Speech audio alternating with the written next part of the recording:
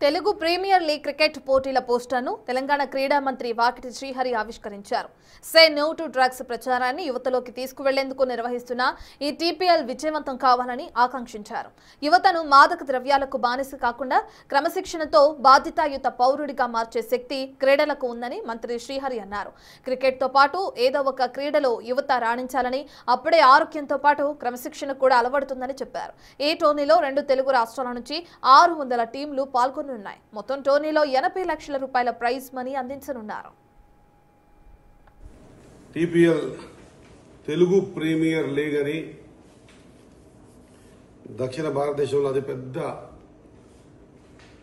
Grass roots కించి క్రీడాకారుల్ని ఎదుగుదీసే కార్యక్రమం. మన ప్రియత ముఖ్యమంత్రి గారి ఆలోచన విధానం కూడా మత్తు వదలండి, మైదానాలకు చేరండి అనేటువంటి concept. Say no to drugs అనేటువంటి కార్యక్రమం తీసుకొని మీరు చేస్తా ఉన్నారు. నేను ఖచ్చితంగా 2 రాష్ట్రాలకు కలిపి 294 నియోజకవర్గాల్లో 800 టీమ్స్ పార్టిసిపేట్ అవుతా ఉన్నాయి.